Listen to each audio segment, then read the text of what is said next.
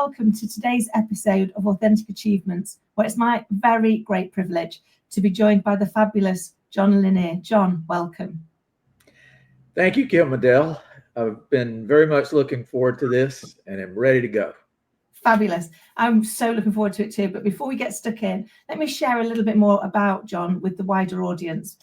So John excels at sharing profit rainmaking super trends, which enables companies to go up against Goliaths and win. He's a popular speaker with his highly effective program, Profit Rainmaking, 7 Universal Truths to Loyal Customers, Exceptional Operations, and Inspired Teams. John is CEO and founder of Middle Market Methods, a powerful consulting firm founded in 2006, working to dramatically reduce execution risk and double companies between $25 to $250 million in sales. He's known as a resultant, as clients have coined, and his second book, Profit Rainmaking, is due out next year. Wow, John, I mean, there's so much in there that I can't wait to dig into. But could you bring that to life a little bit more for us and share your journey so far? Certainly. There's a term traceable to a popular cartoon some years ago called pound puppies. And I refer to myself as a pound puppy because you just can't get papers on me. My life has had a lot of very interesting twists and turns, including interesting personalities, and the odds of me as a teenager heading to college saying this is what I'm going to wind up doing 40 years from now, I wouldn't have even known what it was. But I've been truly, truly blessed by being in the right place at the right time, more times than I can count. And one of the things that motivates me is what got me here. A lot of people took me under their wing, mentors, coaches, great leaders, great bosses, and they were in pay forward mode because they helped me appreciate something. And as part of my own mantra is pay forward, and that no one is self-made. That's a myth. Mm-hmm. It is a wonderful thing to know a lot of good stuff that can help people, but it doesn't get much traction unless somebody coaches you along the way about things that you and I might call marketing channel. How do you get exposed? Yeah. And they never ask for anything in return other than your time's coming, pay forward. So here I sit. So my initial academic foundation was in finance, and serendipitously I got exposed to process and realized that I'm a process nerd, as one of my friends dubbed me. And the two are highly complementary, but understanding how things work with an eye toward making it better. We all have to be more productive over time, and it just sort of works. So here I am, and it continues to be fun. And if that happens up until the second I take my dirt nap, it's been a wonderful life. Oh, I love that. And I love that life sometimes has a plan for us that we can't see.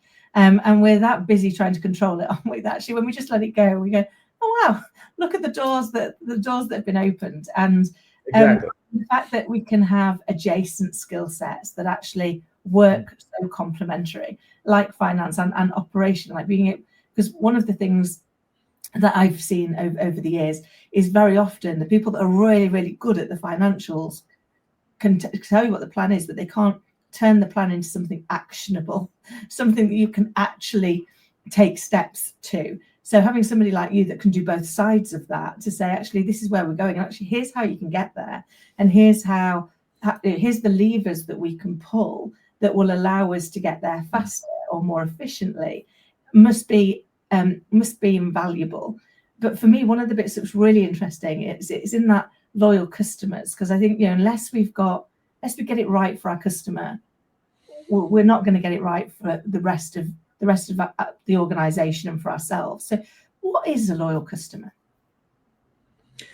There's no single metric, but there's a concept, and it begins with how one's unique value proposition resonates. And it's a conversation I have often with middle market companies. So what is your value proposition? And some have not thought about it the same way I encourage them to think about it.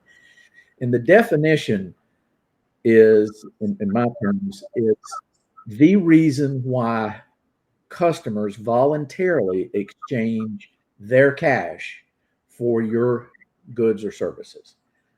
They voted you as opposed to some alternative. Why? And understanding that is essential for a lot of reasons. One, if you're in a highly fragmented market, there may be no norm yet. So you may be running safely in the herd, but the definition of stable markets is a couple of dominant players at some point. And at that point, somebody else is making the rules. So understanding that and transforming it into our operational shtick, our strategic priorities, and our execution is imperative. So why do customers buy from us? And if we design everything we do, everything they feel, everything they perceive in us as beneficial to them, not only does it create utility for them, that I'm better off with your product than without it, but it's easy to do business with you. And then and that speaks to voice of the customer. And another thing that I commonly encounter that's worth noting is unless there is some objective mechanism that approximates something like Net Promoter Score, you may not know you have at-risk customers, because this is something that's hard to comprehend. And I had to get over it myself, having toted a bag a material portion of my career, is that when you're real close to somebody personally, and everybody loves close personal relationships, it is very hard for your customer, your friend actually, to tell you that you're not performing. But they will tell somebody else one way or another, either by displacing you because they just can't afford to do business with you anymore.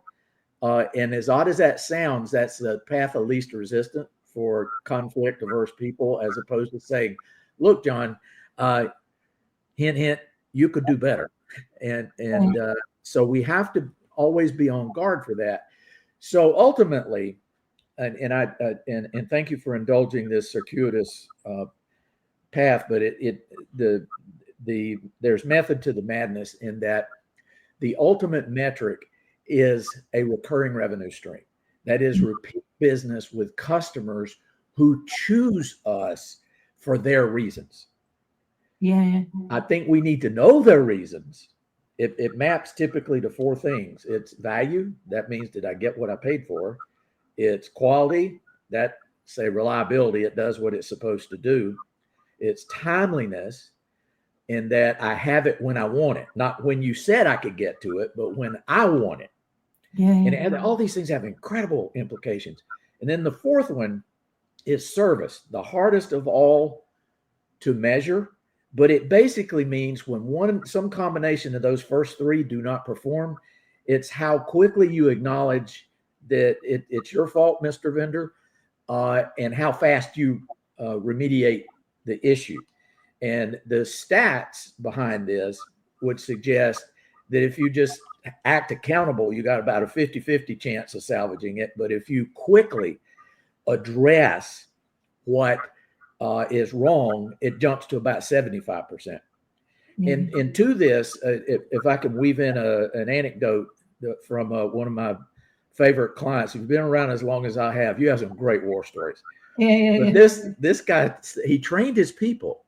He said, anytime a complaint comes in above a certain financial threshold, he said, automatically transfer the call to me. Said, what? You got a day job? He said, I don't have a bigger day job than making sure we keep customers.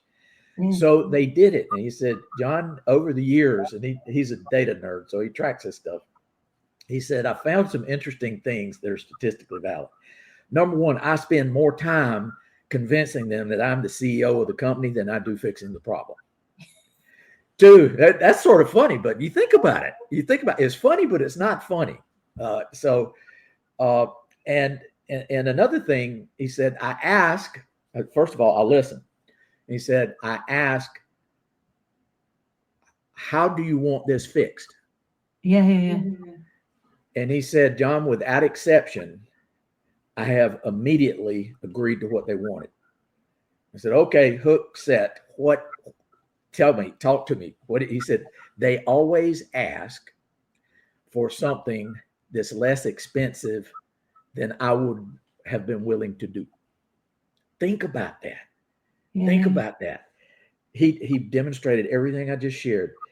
I was accountable. Okay, I heard you. I'm gonna fix this. How do you want it fixed? It's done.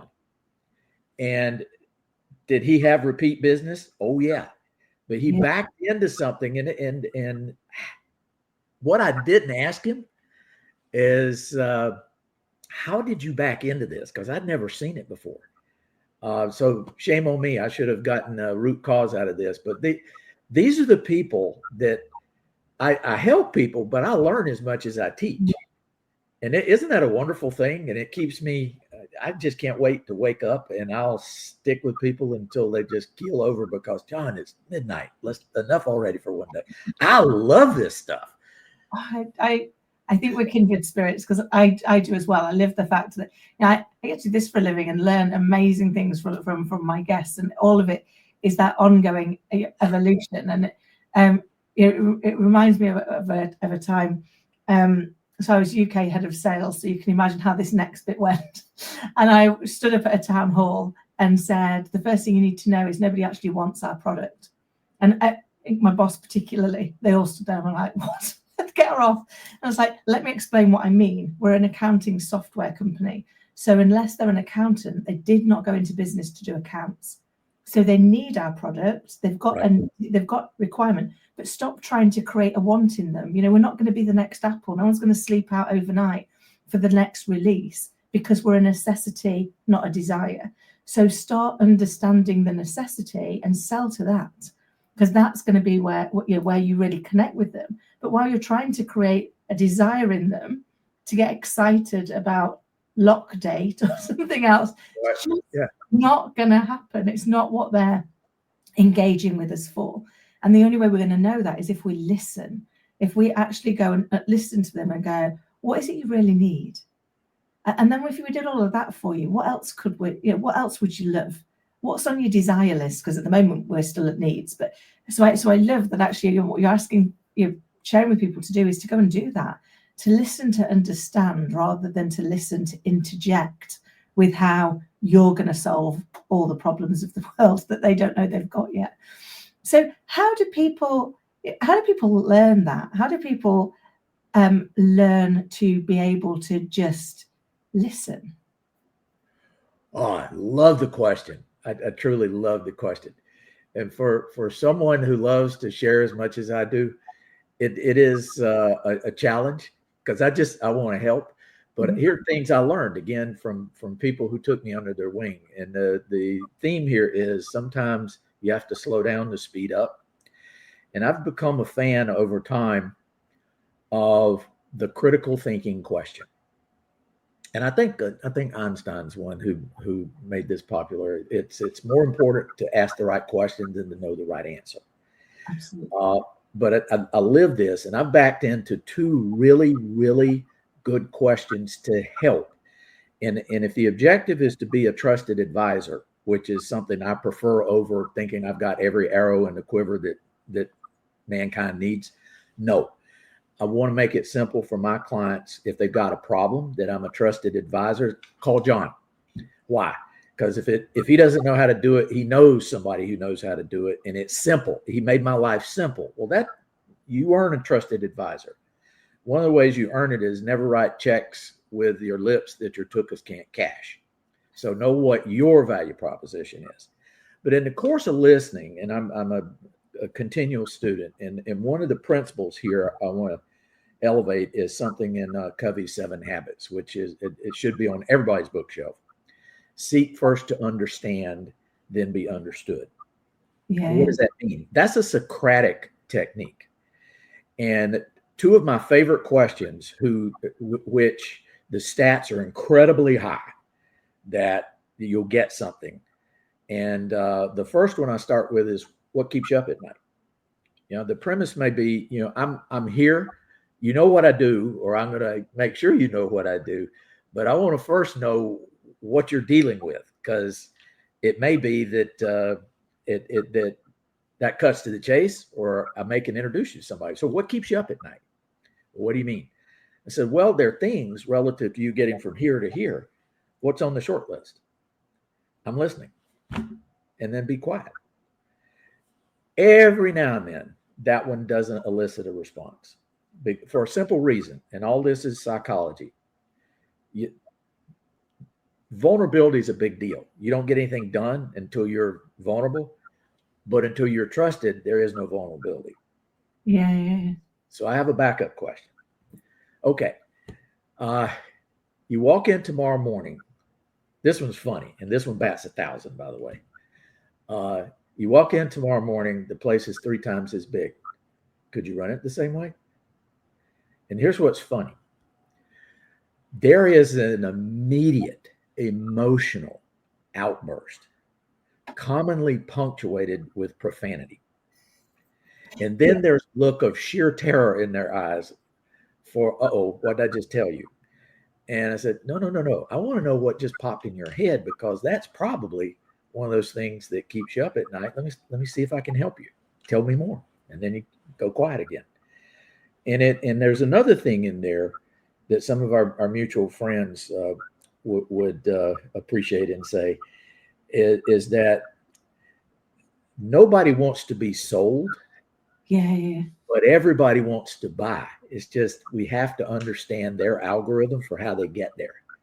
But those open-ended questions are like keys getting through security. It's if you're really paying attention and you ask the right questions in the right context. And it may not happen in a visit. It may happen over time, but if it's a good opportunity, it's worth it. I love that. Sorry, the dog's decided he loves it too, so he's joining in with his conversation. Hey, we're dog people. We're rescue people. It's so true, isn't it? You've got to get to help the people. I mean, my dad, God rest his soul, was a double glazing salesman, which was, everyone has an opinion about what they were, but he always said to me, you should never ever sell to anybody. You should let them buy from you. And because if you sell to them, they're going to be the most unhappy customer, because they're already on the back foot.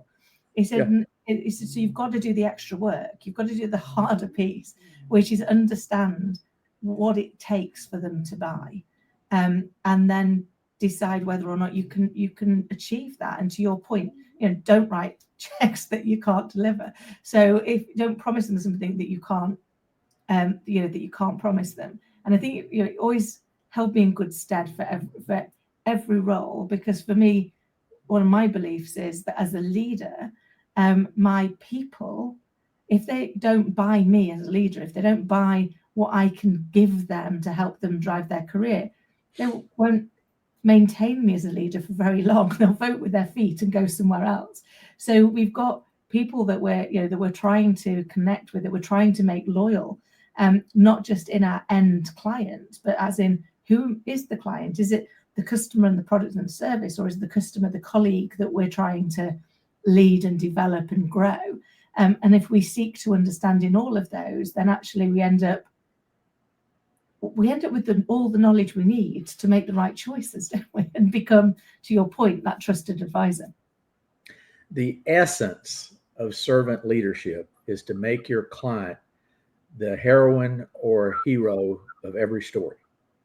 Yeah. And when they get comfortable that you are there to help them. And as a quick aside, I gotta punctuate this with this point.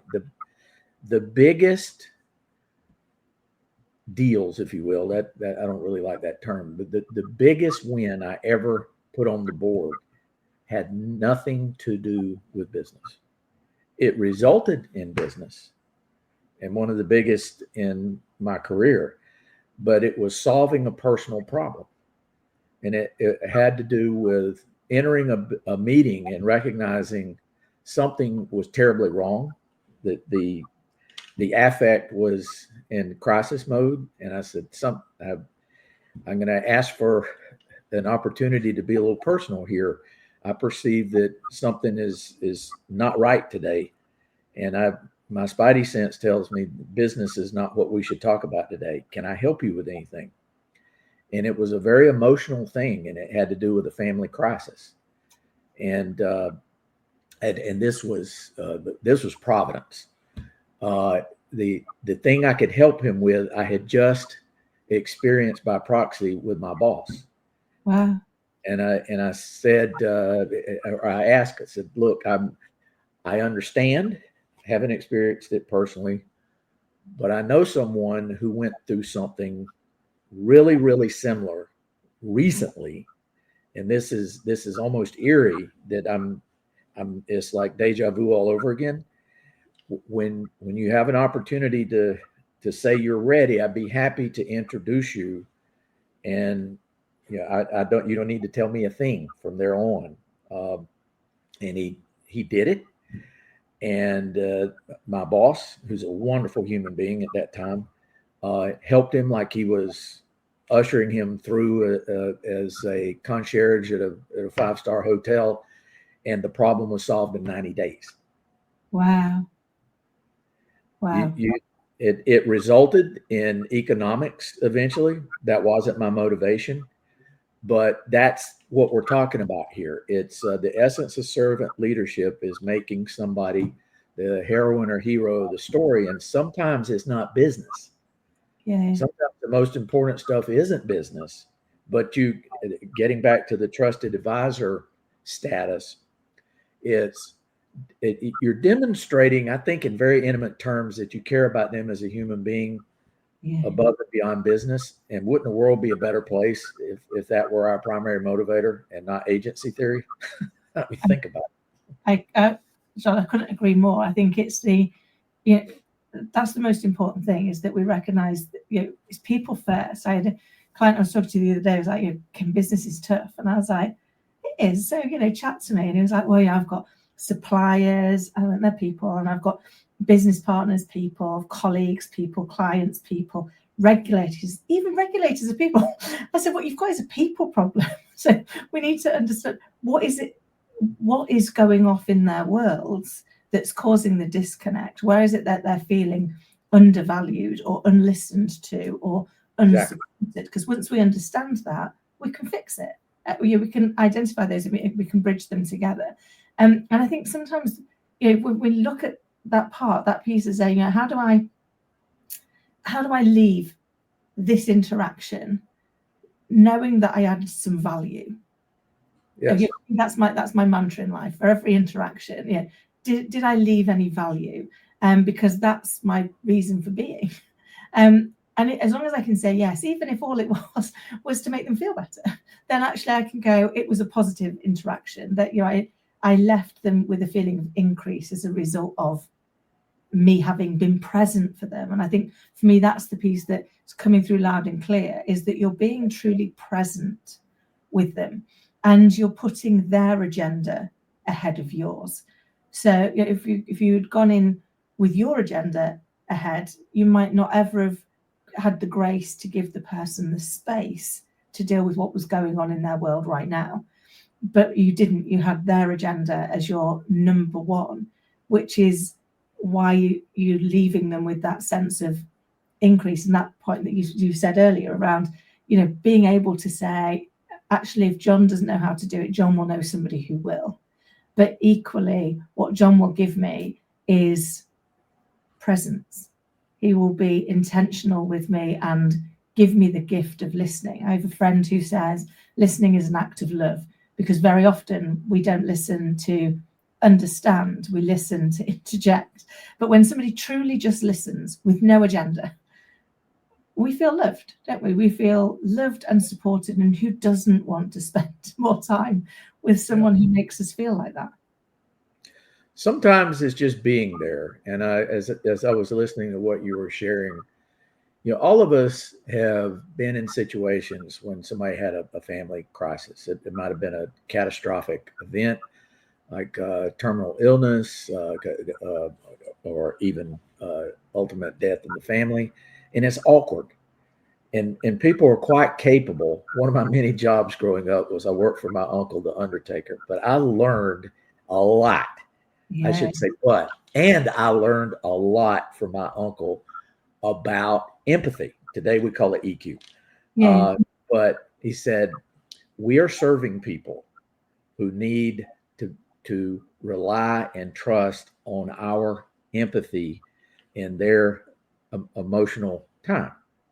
And he said, whoever we're serving, they're somebody's son or daughter, Yeah. could be lateral cousins, could be vertical grandparents, kids. Said, but just be careful. Sometimes saying nothing is better. Yeah. And what I learned is I don't know what to say. I'm just here. Yeah. And because how many times have we been in a setting when something is the personal stakes are just outlandishly high and something profoundly stupid is said that makes a bad situation worse. And Yeah. it's something one of my mentors shared, like I shared earlier. I'm here because some people wanted me to develop. And he said, John, never miss a good opportunity to shut up. I love that. I love that. That is So that is I'm a byproduct of a lot of people, and I hope I'm giving them a good return on their investment. I love it. And I think it's true. I mean, one, we need those mentors, don't we, to help us become the best version of ourselves. But equally, being comfortable with silence is a true gift, because we're not taught to be comfortable with silence, are we? We know that the minute I stop speaking, you're going to have to start. So now I'm getting nervous about what am I going to say, and that's what I'm thinking about, because actually what I can't do is just leave the silence. And yet once we're able to be comfortable with that and give that gift to somebody that says, I'm going to sit with you in silence until you need something different from me, or you want to tell me something, or you want to go somewhere else. It is such a gift, but it's not easy to do, is it? To learn to do that whole part that's go, don't really know what to say. But to your point, if you don't know what to say, saying nothing is in my experience 100% the right thing to do. Because if you don't know what to say, whatever you're going to say probably won't have the impact that you intended. In the subject of customers, where we started, in the realm of sales, something flashed in my mind. And by the way, type A salespeople wrestle with what you just shared. It's like a big bear in a small cave. Another one of the colorful people I've had the pleasure of supporting, he admonished his salespeople, don't show up and throw up. And he got their attention. He was the consummate professional, and that he set the hook. He said, now let me explain what that means. So in practical terms, what he ended up conveying to his charges was,